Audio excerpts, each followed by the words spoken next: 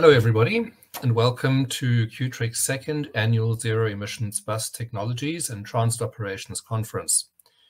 My name is Conrad Kassier, and I am the Zero Emissions Bus Commercialization Team Lead here at Qtrik. And it is my pleasure today to welcome you to our sponsor exhibit with Ricardo Rail. I would like to introduce our speaker for this session, who is Andrew Enever. Andrew has over 10 years experience with Ricardo in product, project, and change management before taking on his current role as hydrogen fuel cell systems service lead and project director for the hydrogen fuel cell bus demonstrator. Before joining Ricardo, Andrew spent 10 years in the aerospace and defense industry. Before we begin, I would also like to share that we have closed captions available in both French and in English. You can enable this tool directly below the video stream.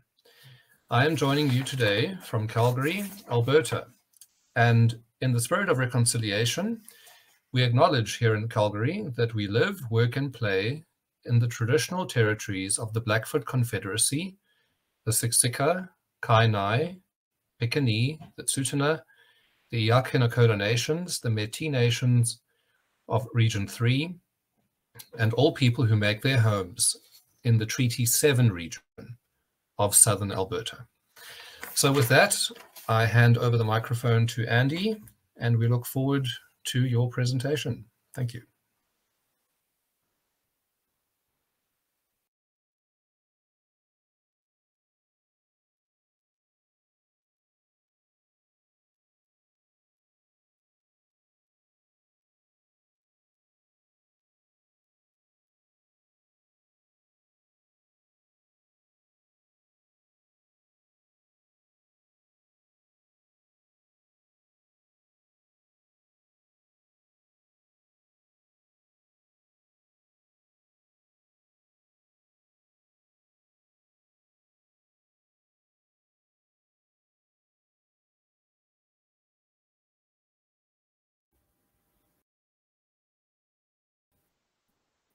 Marvelous.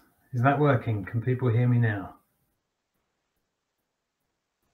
Marvelous. Hello, Conrad. Thank you for the introduction. And it's a pleasure to have the opportunity to present to you today. I'm actually presenting to you from the United Kingdom. So I work within Ricardo, but from the UK. So nice to be with you this afternoon, or for me this evening. So I'm going to take you through a short introduction to Ricardo. And also a short introduction to some of the work we're doing with hydrogen fuel cells. And then I'll talk you through the work that we're currently doing with repowering of a double-decker bus in the UK and transferring it from a diesel to a hydrogen fuel cell solution. So first of all, a short introduction to Ricardo. So we're a global business. We have over 3,000 employees spread across all continents. And our focus is engineering and environmental consultancy. Our turnover, to give you a feel for the size of the business, is around $500 million per year. We have four main business units: automotive and industrial, rail, energy and environment, and defence.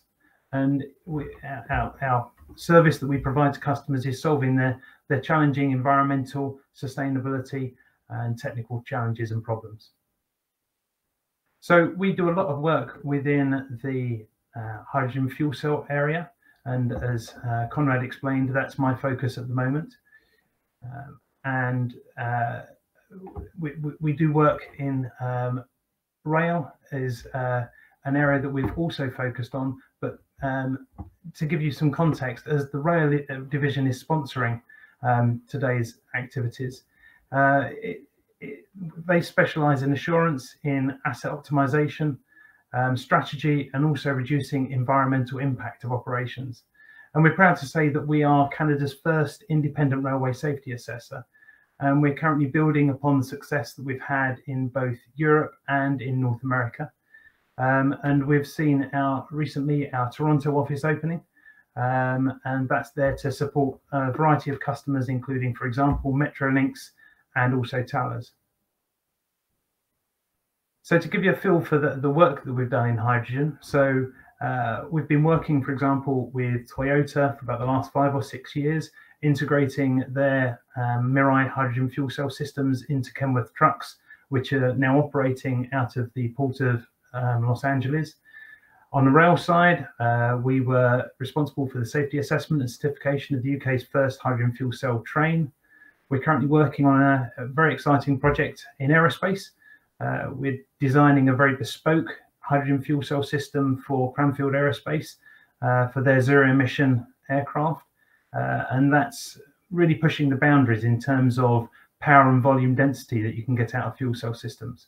We're also working on the marine side, where we're developing fuel cell systems that can deliver up to 2 megawatts of power.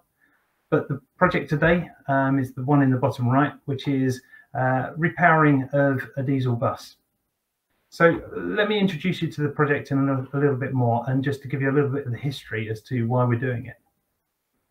So we were approached back in 2020 by Brighton and Hove Buses. It's a bus company that operates on the south coast of the United Kingdom. They're very environmentally focused. They're part of the Go Ahead group, and they are pushing themselves for hydrogen fuel cell buses. They're acquiring a number of buses this year, but they recognize that they want to push forwards. They want to get to a zero emission fleet quickly, and they can't afford, because of the high cost of new fuel cell buses, to replace old with new. It's going to take them too long. It's going to take them over 15 years. And they also recognize that whilst battery electric vehicles are generally cheaper, they don't meet their duty cycle needs. So they don't have the range, the charge times are too long for them. And so they approached us to see whether it would be possible to look at repowering their diesel vehicles with hydrogen fuel cell systems. And the opportunity for them was, they saw the opportunity for emissions elimination, both CO2, NOx. As I mentioned, the benefits in terms of reduced fuel times, greater range, also significant cost saving. We're approaching half the cost of a new hydrogen fuel cell bus, which in their view, it enables them to accelerate the rollout, reduce their emissions much more quickly, but also increase the demand for hydrogen, which then justifies the infrastructure investment that will then help reduce the cost of the hydrogen as well, which for some still remains a barrier in terms of the total cost of ownership. And also from an environmental perspective, it supports their vision for a circular economy. Why would they be getting rid of a highly valuable asset that's still got many years of life left, just because they want to accelerate and achieve zero emissions more quickly? And especially when there's so much carbon wrapped up in the manufacturing of the whole bus in the first place, buying a new bus when you've got a perfectly good asset isn't the best thing to do from an environmental perspective. So that was the basis they came to us. We then had an opportunity in 2021. We applied for some government funding from the UK, and we managed to get some government funded to enable us to progress with development of a hydrogen fuel cell bus. So let me just take you through where we are with that program so far. Actually, sorry, one point I wanted to make. A question that's often asked is, why would you go retrofit? Why not go new? It seems quite a political thing. A lot of politicians who want to push for the zero emission buses want to have a nice new bus, which I understand. But if you look at all the surveys in terms of what's important to actual customers, you find that things that customer want, they want punctual buses, reliable buses. They want the buses to be clean. They want polite drivers. In terms of newness, it's really not high on the priority list. And therefore, if you've got if you've got a certain amount of money to spend, why would you not look at trying to maximise the zero emission benefits for the pounds that you spend, and not focus purely on new buses? So we decided that we'd select this bus. It's an Alexander Dennis Enviro 400 double-decker, previously operated in London. And we selected this bus because it has the smallest engine bay at the rear, which is where we remove the engine and we replace the engine with the fuel cell system. And so the thinking was, if we can do a retrofit that fits in that space, then we will be able to use the same solution and transfer it very easily to alternative bus types. And recognizing there's around 38,000 buses in the UK, over 95% of which are diesel, the market size is quite significant. So how are we getting on in terms of the process? So our approach is we're developing it in 3 main modules to make the retrofit as easy as possible. There's the hydrogen storage, and we've got 5 cylinders. Then there's the electric rear axle, which is a direct replacement for the existing axle. And then there's the main module, which houses the hydrogen fuel cell system. And the approach that we take, because we are an independent consultancy, we are technology agnostic. So we're looking at the best solution. We're not tied to any particular suppliers. And as a consequence, we've been able to select the components that best achieve the target objectives of the vehicle. So just to illustrate, our capabilities are quite broad. So for example, we've been able to do in-house all the simulation that gives us the sizing of the different components. We've been able to develop a very optimized thermal solution. We've developed all the control electronics in-house as well. We do a whole variety of vehicle dynamic works. We do crash simulation as well. So overall, the solution is not just a hydrogen fuel cell system, it's a hydrogen fuel cell system that's best suited to the vehicle. Here's the rear of the vehicle, and there you can see the fuel cell module. That contains the fuel cell, the battery, the cooling system, the auxiliary pumps, and it's neatly packaged into the rear of the vehicle, as you can see. This is the storage. So we've got 5 cylinders, which give us 25 kilos of hydrogen, and the range will be around 300 miles, so about 500 kilometers.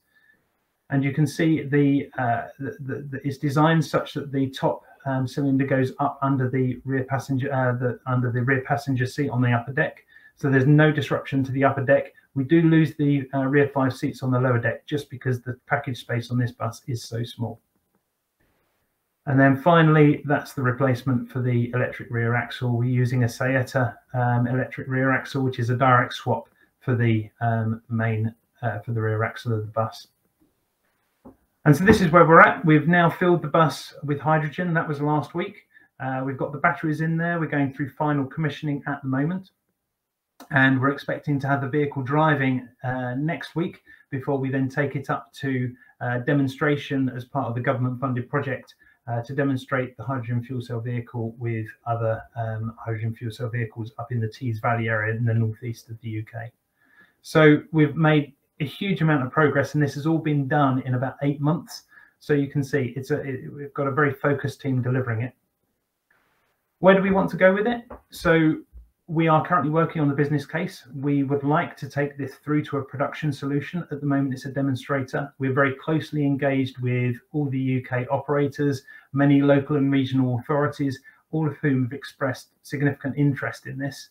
And so we're working on the business case to justify further internal investment to actually take this through to a production solution. And we see a significant market, but as with all things, it's heavily swung by government funding, and so we're engaged with government funding as well. But with increasing incentives for hydrogen supply costs in the UK, there is a subsidy that's going to be introduced. We expect this to have a successful business case, and we're working with partners to bring this through to production. That's my presentation for today. If there's any time for questions, I'll be more than happy to take them. If you'd like to talk more, by all means, reach out to me, perhaps, for example, on LinkedIn. Thank you very much for your time.